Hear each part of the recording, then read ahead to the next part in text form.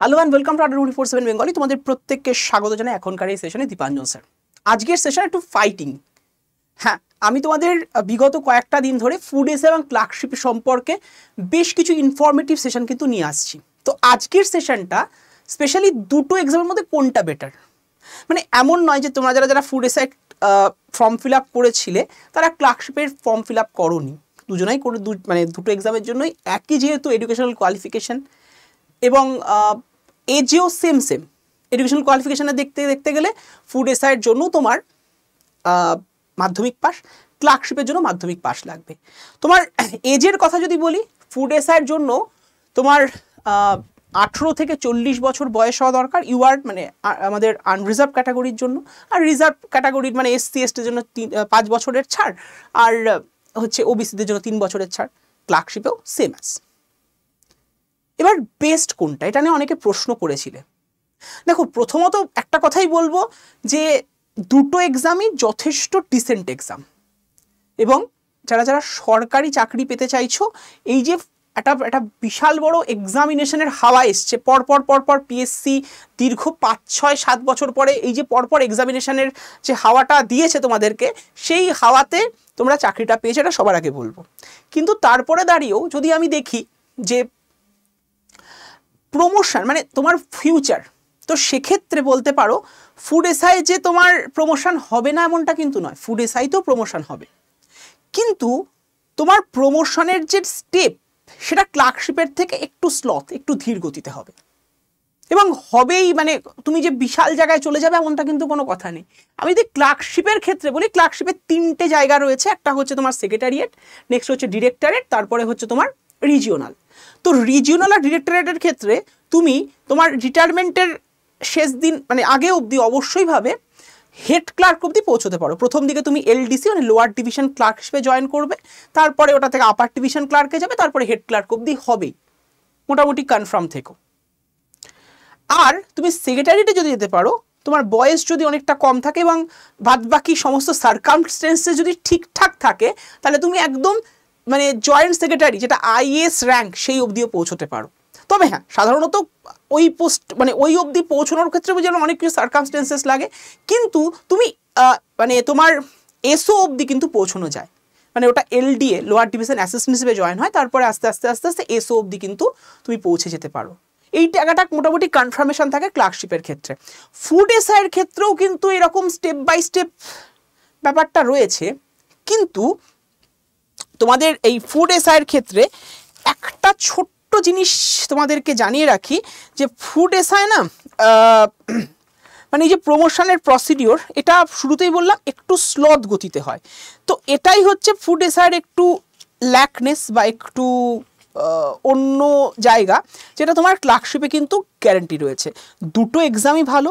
প্রথমত যদি দেখো যে দুটো এক্সামের ক্ষেত্রেই তোমার রয়েছে কি বলে সরকারি চাকরির গল্প রয়েছে, কিন্তু যদি আমি প্রমোশন বা তোমার ফিউচার দিক থেকে বলি, clerkship is far better than that of food SI.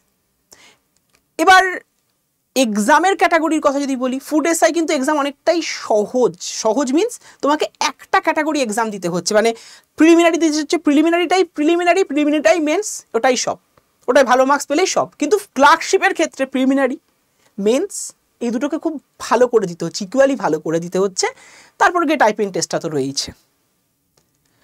তো তোমার ফিউচারের পার্সপেক্টিভে ক্লার্কশিপ অনেক ভালো, কিন্তু আমি আবারও বলবো যারা যারা ফুড এসআই এর এক্সাম দিচ্ছ তারা ভেবো না যে সামনে ফুড এসআই আছে তাহলে দেবো না, ক্লার্কশিপের দিকে যাব। আর এবছরের এক্সামের পরিপ্রেক্ষিতে মানে ভ্যাকেন্সির পরিপ্রেক্ষিতে বলতে পারি ক্লার্কশিপের ভ্যাকেন্সি কিন্তু অনেকটা বেশি থাকছে ফুড এসআইয়ের থেকে। সো দুটোকেই তুমি সেম নজরে দেখে চলো। ফুড এসআইয়ের ভ্যাকেন্সি জানিয়ে দিয়েছে, কিন্তু 480-70 সামথিং একটা এসছে, কিন্তু ক্লার্কশিপের ভ্যাকেন্সি মোটামুটি 5,500 আসার সম্ভাবনা তো 100% থাকছে। তো এবার ডিসাইড আলাদা করে করার কিছু নেই। যদি তুমি দুটো জবই পাও, যদি তুমি পেয়ে গেছো দুটো জব, আমি বলবো তাহলে ক্লার্কশিপে তুমি শিফট করেছো ফুড এসআই থাকার থেকে। আর যদি ফুড এসআইটাই পেলে হয়তো ক্লার্কশিপ পেলে না, বা ভাইস ভার্সা হতে পারে, ক্লার্কশিপ পেলে ফুড এসআই, তাহলে তো যে জব পেয়েছো সেই জবই তুমি স্থির থাকছো। কিন্তু যদি দুটোই পাও তাহলে অপশন চয়েস হিসেবে আমি বলবো ক্লার্কশিপে তুমি শিফট করেছো। দুটোই পিএসসি নিচে, দুটোই equivalent level of exam, but ওই ফিউচার গ্রোথের কথা ভাবতে গেলে ক্লার্কশিপ হচ্ছে better than that of food SI. So এটুকুই আজকে তোমাদের জানানোর। এবং তোমাদেরকে বলে রাখি, আমাদের এখানে কিন্তু প্রত্যেক দিন আন্ডার 24/7 বেঙ্গলিতে ক্লার্কশিপের জন্য এবং ফুড এসআইয়ের জন্য একত্রিতভাবে একটা ফ্রি ব্যাচ চলছে, যার নাম হচ্ছে অধ্যায়ন। কখন চলছে? সকাল 9টা, দুপুর 12টা, দুপুর 1টা এবং বিকেল 3টে। এবং ক্লার্কশিপের জন্য ইংলিশের ক্লাস চলছে বিকেল 4টেই। ফুড এসআই ইংলিশ নেই সেই কারণে। তো এই ব্যাচটা এনরোল করার জন্য একটা নাম্বার বলছি, এই নাম্বারে হোয়াটসঅ্যাপ করে হাই লিখে পাঠাও, গ্রুপ জয়েনের লিঙ্ক অটোমেটেড পেয়ে যাবে তোমার কাছে। গ্রুপ জয়েনের লিঙ্ক চলে আসলে তুমি কিন্তু গ্রুপে জয়েন হলে এই ক্লাসগুলোর লিঙ্ক এবং ক্লাসের ফ্রি পিডিএফ ওই গ্রুপ থেকে পেয়ে যাবে এই ব্যাচের পরিপ্রেক্ষিতে। এটা কিন্তু সম্পূর্ণ ফ্রি ব্যাচ। নাম্বারটা হচ্ছে 7908913089। আবারও বলে দিলাম 7908913089। এই নাম্বারে হোয়াটসঅ্যাপ করে হাই লিখে পাঠাও, তোমার কাছে গ্রুপ জয়েনের লিঙ্ক চলে আসবে এবং আমাদের যে ফ্রি ব্যাচটা চলছে তাতে তুমি এনরোল করতে পারো। তবে হ্যাঁ, ব্যাচ তো পেড ব্যাচও রয়েছে, যদি মনে করো, আমি বলবো সবার যাওয়ার দরকার নেই। যারা ইনিশিয়ালি শুরু করছো প্রিপারেশন বা দীর্ঘদিন ধরে প্রিপারেশন নিয়েছো কিন্তু কোথাও গিয়ে একটু ল্যাক আছে, তাদের জন্য নেওয়ার ঠিক আছে।